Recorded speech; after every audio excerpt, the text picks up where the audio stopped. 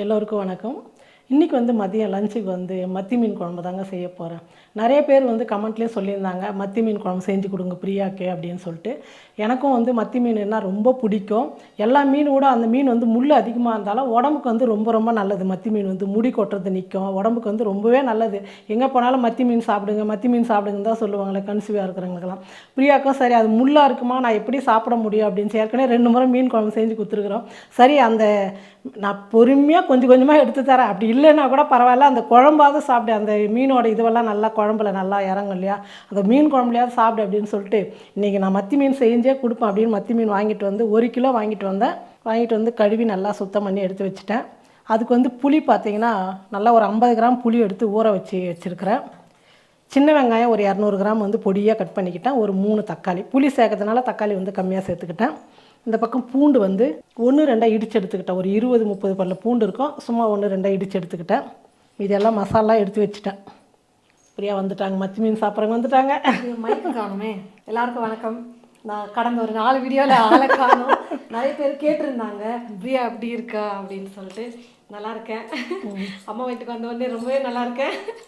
அப்போ அங்கே நல்லா இல்லையா பாவம்? ஆமாம், அங்கே நானும் எங்கள் வீட்டுக்காரர் மட்டும். அப்புறம் நடுவில் தான் அம்மா வந்து ஜாயின் ஆனாங்க. போர் அடிக்குது. இங்கே வந்து பார்த்தீங்கன்னா அவரே வேலைக்கு போய்ட்டுவார். இங்கே வந்து அம்மா இருக்காங்க, அண்ணன் இருக்காங்க, அப்பா இருக்காங்க, அப்புறம் அவங்க ஷர்மிளா அக்கா வீட்டில் எல்லோரும் இருக்கிறாங்க. அப்படியே மீட்டிங் போட்டு அப்படியே ஜாலியாக போகுது. அதனால சுற்றி நிறைய பேர் இருக்கிற மாதிரி இருக்குது. அப்பப்போ வேறு என்னை வந்து எல்லோரும் பார்த்துட்டு போகிறாங்க. பழமாக வாங்கிட்டு வந்து கொடுத்துட்டு. பிரியா இங்கே வந்ததுலேருந்து இன்றைக்கி வரைக்கும் வீட்டில் ஸ்டாக் ஒரு 4-5 கிலோ பழம் ஸ்டாக் இருந்துக்கினே இருக்குதுங்க. வரவங்கெல்லாம் வாங்கிட்டு வந்து கொடுக்குறேன். எனக்கு தான் பத்தில் வயிறு சாப்பிட்றதுக்கு. இப்போ வந்து என்ன பிரியா உனக்கு மத்தி மீன் செய்ய போகிறேன்? ஆமாங்க, மீன் குழம்பு. இத்தனை நாள் வந்து முள்ளே இல்லாத மாதிரி நடுவில் மட்டும் ஒரு முள் இருக்கிற மாதிரி செஞ்சு கொடுத்தாங்க. ஒரு டைம் குழம்பு சாப்பிட்டேன், 2 டைம் சாப்பிட்டேன். கடாய் வந்து சூடு ஏறிச்சு. மண் சட்டி தான் மீன் குழம்பு செய்வேன் நான். அது என்ன ஆச்சுன்னா கொஞ்சம் விரிசல் விழுந்துட்டு இருக்குது. சூடு ஏறிட்டு வெடிச்சிட்டு போகுதுன்னு பயந்துக்கினேன் நான் வந்து கடாயே வச்சுட்டேன். மீன் குழம்பு எப்பவுமே நல்லெண்ணெய் செய்யுங்க, கல்லெண்ணெயில் செய்யுங்க, ரொம்ப டேஸ்ட்டாக இருக்கும். இப்போ நான் வந்து நல்லெண்ணெயில் தான் செய்கிறேன். ஏற்கனவே வீடியோவில் வந்து நான் கேட்டிருந்தோம், அதே மாதிரி மீன் சாப்பிட ஆரம்பிச்சது சொன்னதுன்னே நிறைய பேர் என்ன சொன்னீங்கன்னா, இந்த மீன்லாம் சாப்பிடுங்க உடம்புக்கு ரொம்ப நல்லதுன்னு சொன்னீங்க. அதே மாதிரி எனக்குமே வந்து சஜஸ்ட் பண்ணாங்க டாக்டரும், மத்தி மீன் வந்து ரொம்ப நல்லது அப்படின்னு. கமெண்ட்ஸ்லேயும் இந்த மத்தி மீன் தான் வந்து பார்த்தீங்கன்னா நிறைய மீன் சொன்னாலும் ஃபஸ்ட்டு மத்தி மீன் சொல்லிவிட்டு அப்புறம் தான் மற்ற மீனே சஜஸ்ட் பண்ணீங்க. அந்த மீன் இன்றைக்கி தான் நான் பார்க்குறேன் நேரில். ஆமாம், செஞ்சுருக்கேன், வீடியோவில் பார்த்துருக்கேன். அப்போல்லாம் வந்து ஞாபகம் இல்லை மீன்லாம், இதெல்லாம் பேர் அப்படின்லாம் எனக்கு தெரியாதுங்க. மீன் வெரைட்டி பேர்லாம் எனக்கு தெரியாது. இப்போ தான் பார்க்குறேன் மத்தி மீன் குட்டி குட்டியாக இருக்குது. முள் வேறு பாருங்கள் எப்படி இருக்குது, எப்படி சாப்பிட போகிறேன்னு தெரியல. ஆனால் இது வறுத்துட்டுன்னு வச்சுக்கிறியா, அப்படியே சாப்பிடலாம், மென்று சாப்பிடலாம். குட்டி குட்டி சாப்பிட்டாலும் முள் எப்படி சாப்பிட்றதுன்னு தெரியல. ஆனால் இப்போ பொறுமையாக எடுத்து தான் நான் கொடுக்கணும். இது முள் இருக்கும் குட்டி குட்டியாக தான், ஆனால் உடம்புக்கு நல்லது, அதனால தான் சாப்பிடணும். குத்தாதுன்னு சொன்னான் எங்கள் அண்ணன். அதனால் நீ கடிச்சு சாப்பிட்டாலும் உனக்கு வந்து குத்தாது, ஒன்றும் தெரிஞ்சுக்காது அப்படின்னு. வேணா ஒரு 4 மீன் வறுத்து சாப்பிட்டுமான்னு கேட்டாங்க. சரி நமக்காக எதுக்கு மீன் குழம்புலேயே சாப்பிட்டுக்கலாம், ஆனால் மீன் குழம்பா செஞ்சு தான் சாப்பிட்ணும் வறுத்து சாப்பிட்றத விட அப்படின்னு சொன்னாங்க. பிரியா உங்கள் வீட்டுக்கு வந்தால் தான் இந்த ஒமேகா 3 ஒமேகா அந்த இது வந்து இருக்கிற மீன் அதிகமாக வாங்கி யூஸ் பண்ணுங்க அப்படின்னு சொல்லிட்டு சொன்னதுனால இதில் வந்து நிறையவே இருக்குங்க மத்தி மீன். அதனால் அடிக்கடி உங்கள் வீட்டில் தான் எனக்கு வேர்வு தண்ணி ஊற்றுது. நான் கோயம்புத்தூருக்கு போகிறேன்னா அப்படியே ஒரு மாதிரி கூட்டின்னு வந்துட்டு பிரியா வா போகலாம் அங்கே வேர்வை. ஆனால் அங்கே கூட அதிகமாக இங்கே தாங்க வேர்வை. குறை சொல்லக்கூடாது எந்த இடத்துல. எண்ணெய் வந்து நல்லா காஞ்சிடுச்சு. ஒரு 1/2 ஸ்பூன் வந்து வெந்தயம் சேர்த்துக்கிறேன். சீரகம் கொஞ்சமாக வந்து கடுகு சேர்த்துக்கிறேன். வெந்தயம் வந்து ரொம்ப வந்து தீஞ்சு போகக்கூடாது, லைட் கலர் மாதிரி வந்தால் போதும். இப்போ அது கூட வந்து பூண்டு சேர்த்துக்கலாம். மீன் குழம்புக்கு வந்து நான் எப்போவுமே பூண்டு நிறையா சேர்ப்பேங்க. சில பேர் வந்து முன்னெல்லாம் மீன் குழம்பு செய்யும் போது பிரியா பூண்டு அதிகமாக சேர்க்குறீங்கன்னுவாங்க. ஆனால் பூண்டு நிறையா சேர்த்தா தான் மீன் குழம்பு வந்து டேஸ்ட்டாக நல்லாயிருக்கும். பொதுவாக எங்கள் வீட்டில் பூண்டு கொஞ்சம் அதிகமாக தான் செய்வாங்கன்னு வச்சுக்கோங்களேன். நல்லா எண்ணெயில் அது பொரிஞ்சிருமா, சாப்பிட்றதுக்கு நல்லது. அதிலே வந்து கொஞ்சம் கருவேப்பிலையே சேர்த்துறேன். அதே மாதிரி மீன் குழம்புக்கெலாம் வந்து பார்த்திங்கன்னா பூண்டு வந்து ரொம்ப வந்து கலர் மாறக்கூடாது. பூண்டு வந்து வேகணுமே தவிர கோல்டன் கலர் மாதிரி மாறக்கூடாது பூண்டு. இப்போ சின்ன வெங்காயம் வந்து சேர்த்துக்கிறேன். ஃபுல்லாகவே நான் சின்ன வெங்காயம் தாங்க எடுத்து வச்சுருக்கிறேன். அந்த மீன் குழம்புக்கு குளிர்ச்சியாகவும் இருக்கும், மீன் வந்து சூடுன்னுவாங்க. ஃப்ரீயாக கொடுக்கும்போது நம்ம சின்ன வெங்காயத்தில் செஞ்சு கொடுக்கலாம், டேஸ்ட்டும் வந்து நல்லாயிருக்கும். குழம்பு வந்து கொஞ்சம் திக்காக நல்லா வரும் சின்ன வெங்காயம் பொடியாக கட் பண்ணிட்டு செய்யும் போது. அப்படி இல்லைன்னா நீங்கள் பெரிய வெங்காயம் கூட கட் பண்ணி செய்யலாம், ஆனால் பொடியாக வந்து கட் பண்ணிக்க, ரொம்ப நைஸாக எந்த அளவுக்கு முடியுமோ அந்த அளவுக்கு நைஸாக. வெங்காயம் நல்லா வதங்கிடுச்சு. இப்போ தக்காளி சேர்த்துக்கலாம். தக்காளி வந்து நல்லா குழஞ்சி வதங்கணும். மீன் குழம்புக்கெல்லாம் வந்து எந்த அளவுக்கு வெங்காயம் தக்காளி வதங்குதோ அந்த அளவுக்கு தான் வந்து 2-3 நாள் ஆனாலும் குழம்பு கெட்டு போகுது, டேஸ்ட் வந்து ரொம்ப நல்லாயிருக்கும். நல்லா வதங்கட்டும். அதுக்குள்ளே நம்ம புளி கரைச்சி வடிகட்டிக்கலாம். வெங்காய தக்காளிலாம் நல்லா வதங்கிடுச்சு. 1 கிலோ மீனுன்றதுனால வெறும் மிளகாத்தூள் வந்து நான் 1 ஸ்பூன் எடுத்துக்கிட்டேன். தனியாத்தூள் 1 ஸ்பூன், கொஞ்சமாக மஞ்சள் தூள், அப்புறம் நம்ம வீட்டு மிளகாத்தூள் வந்து ஒரு 1/2 ஸ்பூன் சேர்த்துக்கிறேன். மசாலா சேர்த்ததுக்கப்புறம் ஸ்டவ் குறைச்சி வச்சுட்டு 1 நிமிஷத்துக்கு வந்து நல்லா வதங்கட்டும். இப்போ நம்ம வந்து ஒரு 10 நிமிஷத்தில் குழம்பு ரெடி ஆகிடணுன்னா நம்ம போட்டு உடனே புளியெல்லாம் ஊற்றிட்டுன்னு வச்சுக்க, அந்த மிளகாத்தூள் வாசனை அப்படியே இருக்கும், கொஞ்சம் பச்சை மிளகாத்தூள் வாசனை. இந்த மாதிரி கொஞ்சம் எண்ணெயிலே வதக்கிட்டுன்னு வச்சுக்க, இன்னும் நல்லா கலராகவும் இருக்கும், அந்த மிளகாத்தூள் நெடியெல்லாம் போயிடும். அதனால தான் எண்ணெயில் வந்து நான் 1 நிமிஷம் வதக்கும் நான். இப்போ நல்லா வதங்கிடுச்சு. இப்போ நம்ம புளி சேர்த்துக்கலாம்.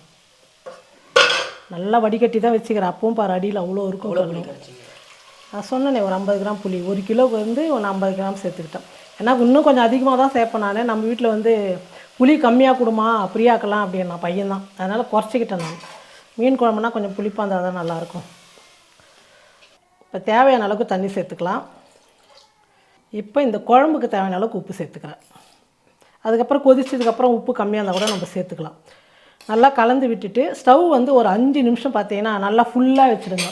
நல்லா கொதிக்கிற வரைக்கும் ஃபுல்லாக இருக்கணும். அதுக்கப்புறம் வந்து நீங்கள் கம்மியாக வச்சுட்டு மீன் குழம்பு நான் எப்படியும் பார்த்தீங்கன்னா 20-25 நிமிஷம் கொதிக்க வைப்பேங்க மீன் குழம்புலாம். அப்போ தான் வந்து அந்த புளியோட பச்சை வாசனை இருக்கக்கூடாது, மீனோட குழம்போட வாசனை மட்டும் நமக்கு நல்லா இருக்கணுன்றதுனால ஃபஸ்ட்டு ஒரு 5 நிமிஷம் நல்லா கொதிக்க வச்சுட்டு அப்புறமா வந்து கம்மி பண்ணிவிட்டு பொறுமையாக கொதிக்கிட்டுன்னு சொல்லிட்டு விட்டுடுவேன் நான். அதுக்கப்புறம் மற்ற வேலைலாம் செய்வேன். மீன் குழம்பு வந்து சூப்பராக இருக்கும். நல்லா கொதிக்கட்டும். இப்போ வந்து ஒரு 5 நிமிஷம் நான் ஃபுல்லாக வச்சுக்கிறேன்.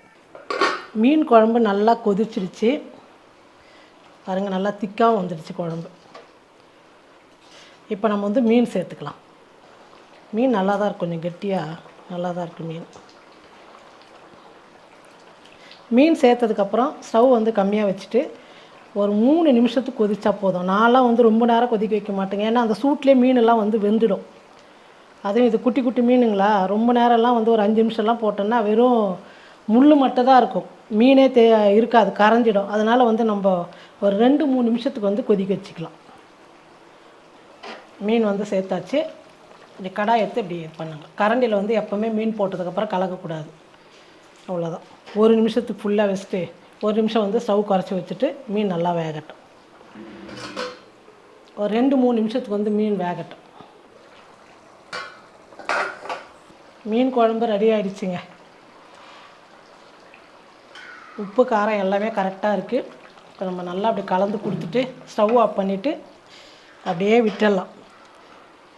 நல்லா ஊறுச்சுன்னா மீன் குழம்பு வந்து இப்போ நம்ம வந்து மதியம் இப்போ கொஞ்சம் சாப்பிடுவோம், நாளைக்கெல்லாம் வந்து சூப்பராக இருக்கும். அப்படி ஒன் சைடாக அப்படி மூடி வைங்க, ஏன்னா ஃபுல்லாக மூடி வச்சா அதில் இருக்கிற தண்ணி விட்டு மறுபடியும் மீன் குழம்புல விட்டுடும். அதனால் கொஞ்சம் வந்து ஓப்பன் பண்ணி விட்டிங்கன்னா அந்த ஆவி வந்து தண்ணி ஆகாது. மீன் வந்து நல்லா ஊறட்டும். மீன் குழம்பு ரெடி ஆகிடுச்சு. மீன் குழம்பு பாருங்கள் சூப்பராக ரெடி ஆகிடுச்சு. நல்லா கமகமன்னு மனம் வீசுது. அப்படியா? இல்லை, குழம்பு கொதிக்கும் போதே ஸ்மெல் வந்துச்சு. நல்லா உனக்கு மீன் போட்டு தரேன். எப்படி சாப்பிட்றது தான் தெரியல. என்னம்மா அள்ளி போட்டுகிட்டே இருக்கிறீங்க? இல்லை, அவ்வளோதான். இதை சாப்பிட்டாவே எனக்கு ரொம்ப சந்தோஷம். பார்க்க நல்லா இருக்குல்ல, கலர்ஃபுல்லாக. மீன் போகிறதுக்கு முன்னாடி அப்பாவுக்கு கொஞ்சம் எடுத்து வச்சுட்டு இருந்தால் வேலை முடிஞ்சிருக்கும். அப்பா குழம்பு இருக்குது. இங்கே வந்ததுலேருந்து எங்கள் அம்மா தான் எனக்கு மீனை பிச்சு கொடுத்துட்ருக்குறாங்க. சூடாக இருக்கு, அதனால் அங்கே வந்து வெற்றி கொடுத்துட்டு இருந்தாங்க. எப்படி இருக்குது மீன்? மீன் நல்லா தான் இருக்குது. சாப்பாடு சாப்பிடு. எனக்கு உப்பு கம்மியாக தான் போட்டு செஞ்சு தராங்க. உப்பு கரெக்டாக இருக்கா, நான் எப்படி பார்த்து சொல்கிறது? மத்தி மீனெல்லாம் நான் முள் இருந்தால் கூட பரவாயில்ல, எடுத்துகிட்டு சாப்பிட்லாம். குழம்பு சூப்பராக இருக்குது. மீனும் நல்லா தான் இருக்குது. ஃப்ரை சாப்பிட்டத விட இது கொஞ்சம் நல்லா தான் இருக்குது. பொறுமையாக சாப்பிடு, நல்லாயிருக்கும். முள் இல்லாமல் நானே எடுத்துகிட்டு வந்துடுறப்ப பொறுமையாக. இனிமேல் மத்தி மீன் தான், வேறு மீன் செய்யறதுல இதே வாங்கினாலும் செஞ்சுக்கலாம். அடிக்கடிக்கு வாரத்துக்கு ஒரு நாள் மத்தி மீனே செஞ்சுக்கலாம். ஓகே, அவ்வளோதாங்க. பிரியாக்கு சூப்பராக ஒரு மத்தி மீன் குழம்பு நிஜமாக சூப்பராக இருக்குது. நாளைக்கு நல்லா இருக்கும் இன்னும். அப்படியா? நைட்டெல்லாம் ஊறிச்சுன்னு வச்சுக்கா, நாளைக்கு வந்து சூப்பராக இருக்கும். நான் போய் சாப்பிட போகிறேன். சாப்பிடு. நீங்களும் இதே மாதிரி மத்தி மீன் செஞ்சு பாருங்கள். ரொம்ப ரொம்ப டேஸ்ட்டாக ரொம்ப சூப்பராக இருக்கும். செஞ்சு பார்த்துட்டு எப்படி இருக்குன்னு சொல்லிட்டு மறக்காமல் கமெண்ட் பண்ணுங்கள், ஷேர் பண்ணுங்கள். நன்றி.